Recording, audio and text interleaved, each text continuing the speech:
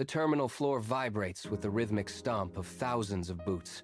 A cacophony of shouting voices bounces off the vaulted ceilings, creating a wall of sound that never settles. Commuters surge in waves, shoulders slamming into shoulders, briefcases swinging through the air like pendulums, everyone moving with desperate, frantic purpose. In the dead center of this mechanical frenzy sits a wooden bench. Astra occupies the middle of it. She is an anchor in a rising tide. People brush past her, some stumbling as they collide with the space she occupies, but she does not flinch. She does not adjust her posture to avoid the impact. She remains perfectly still while the world around her blurs into a streak of motion. The air is thick with the smell of ozone and damp wool, yet she does not react. She keeps her hands motionless on her knees. Her gaze remains locked on a single fixed point in space. While the rest of the station operates on a clock of urgency and panic, Astra exists in a different timeline entirely. She is the only thing in the building not moving forward. The roar of the station recedes into a low, meaningless frequency. Astra ignores the sudden shove of a passerby against her shoulder. Her focus narrows, collapsing the distance between her eyes and the air just inches away. A single dust mote dances in a stray sliver of light cutting through the gloom. She tracks its erratic, slow-motion descent with pinpoint precision. Every other movement in the station, the frantic lunging for trains, the aggressive shouting, the hurried footsteps becomes background static. She breathes in, a slow and deliberate expansion, and breathes out. Her pulse does not quicken. Her gaze does not flicker away from the tiny particle. It drifts, suspended in the light, oblivious to the thousands of people moving around it. She is mirroring that rhythm now. The chaotic energy of the terminal, the constant friction of human movement, the sharp, jagged edges of the crowd, all of it remains outside her perimeter. She sits in the eye of the storm, perfectly synchronized with the silence she has built around herself. The world is a blur of kinetic noise, but for Astra, there is only the light and the slow, steady fall of the dust. The shift happens without a sound. A man standing 5 feet away, mid-shout into his mobile device, suddenly stops his tirade. He lowers the phone, his face relaxing, and his voice drops to a barely audible mumble. He looks toward the bench, then turns away, his hurried pace slowing to a shuffle. 10 paces behind him, a woman who has been pacing a tight, frantic circle around a concrete pillar halts. She leans her forehead against the cool stone and closes her eyes, the tension leaving her shoulders in a long, shuddering release. The frantic energy of the terminal, once a sharp, jagged frequency, begins to flatten. It is as if the air itself has grown denser, heavier, and harder to move through. People still walk, but the erratic, jarring collisions stop. The sharp edges of the crowd are softening. A businessman stops checking his watch, the frantic ticking of his own internal clock seemingly interrupted. He stands still, staring at the floor, his breathing aligning with the slow, rhythmic cadence emanating from the bench. The roar of the station is fading, replaced by a strange, hollow quiet that settles over the floor like a physical weight. Astra watches the transformation, her eyes tracking the slow, purposeful movements of the crowd as they finally, collectively begin to lose their haste. The stillness holds. In the center of the quieted station, a figure begins to drift through the stagnant crowd.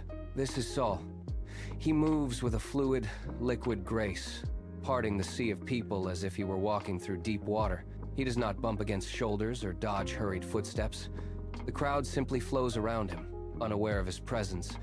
He moves past a man staring blankly at a wall and a woman clutching her bag, his path a clean, unbroken line toward the bench.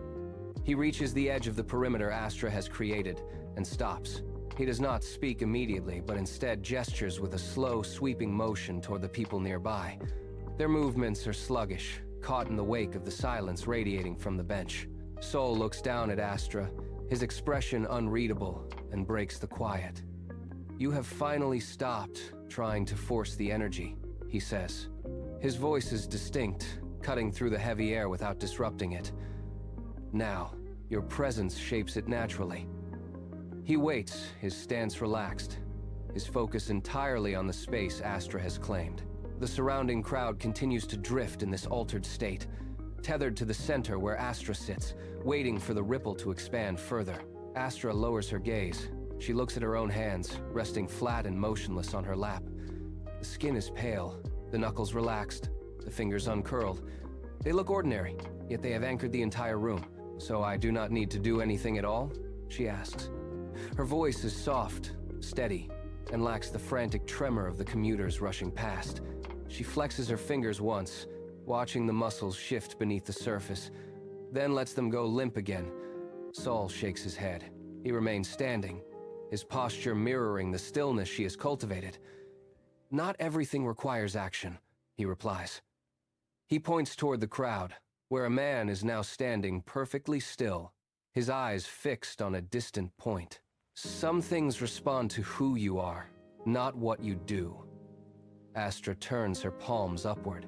She feels the weight of the air, the pressure of the station, and the absence of her own past habits of interference. She stops trying to hold the space together. She simply exists within it. The realization settles into her chest, replacing the urge to reel out and control the flow. She watches the people, observing how they move around her as if she were a stone in a stream, redirecting the current without ever raising a finger. The air in the station changes. It grows dense, pressing against the skin like deep water. The ambient hum of the transit hub, the distant announcements, the rolling luggage, the rhythmic clatter of tracks, all of it begins to dampen. The sound does not stop, but it becomes distant, as if filtered through layers of heavy glass. Astra remains on the bench, but the space around her begins to vibrate. A low-frequency thrum rises from the floorboards, traveling up through the soles of her boots. The commuters notice. A man near the ticket kiosk stops mid-stride, his head tilting as if listening to an echo that no one else can hear. A group of travelers near the platform edge slows down, their collective pace synchronizing into a heavy, dragging rhythm. The silence is no longer merely an absence of noise. It is a physical weight.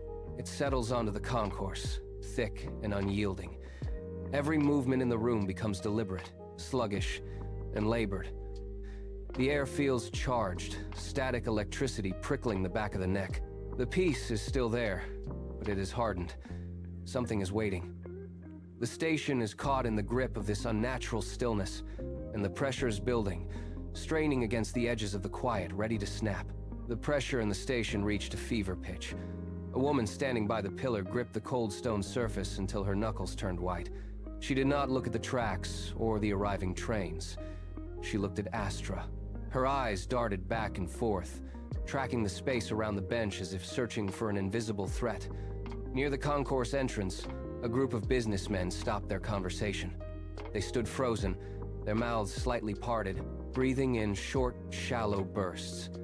Every time a foot scraped against the concrete, the sound cut through the air with exaggerated sharpness. People shifted their weight from one leg to the other, unable to find comfort in the unnatural quiet. They were no longer commuters waiting for a ride.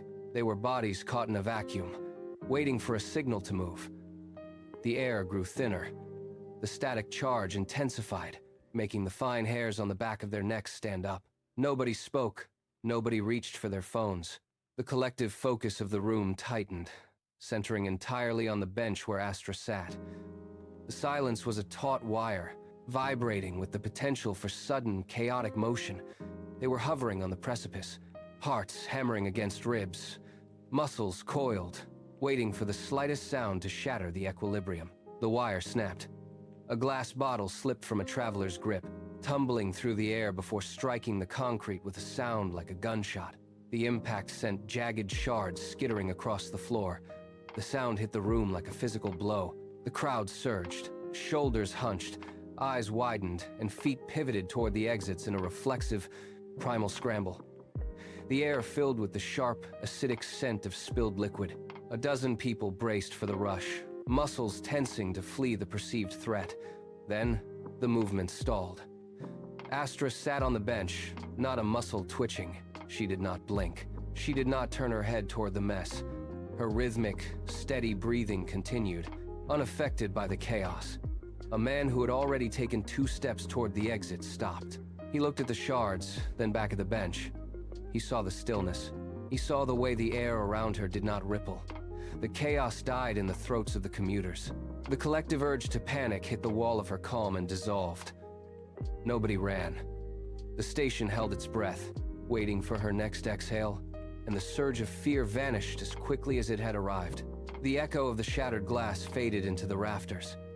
A commuter near the bench stared at the jagged remains, his chest rising and falling in rapid, jagged gasps. He looked at Astra. She did not acknowledge the mess. Her focus remained on the slow, rhythmic expansion of her own ribs. The man watched the cadence of her breath. He mirrored the motion, drawing in a long, deep lungful of air and let it out in a slow hiss.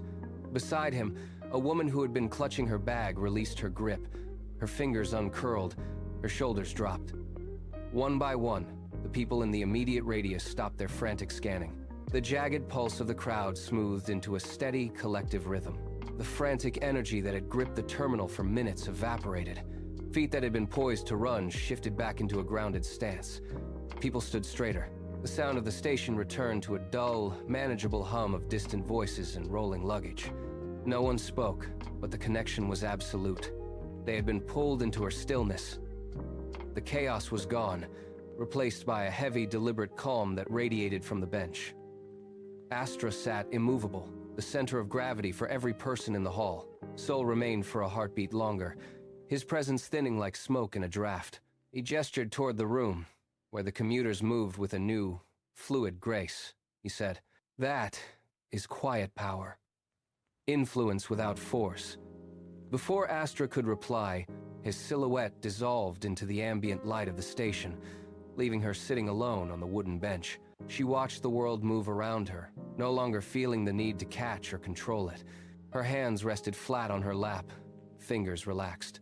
She murmured, "I used to think power meant doing more." She felt the weight of the air, the way the station moved in sympathy with her own steady pulse. "Now I see. It has always been about being steady." The overhead lights shifted, a slow dimming that washed the platform in a soft, amber haze. The harsh glare of the terminal receded. The noise of the crowd retreated into a distant, rhythmic hum. Astra closed her eyes, anchored in the center of a profound, quiet peace. The station had stopped fighting. The world had stopped rushing. She sat in the stillness, entirely present, and let the silence hold everything in place.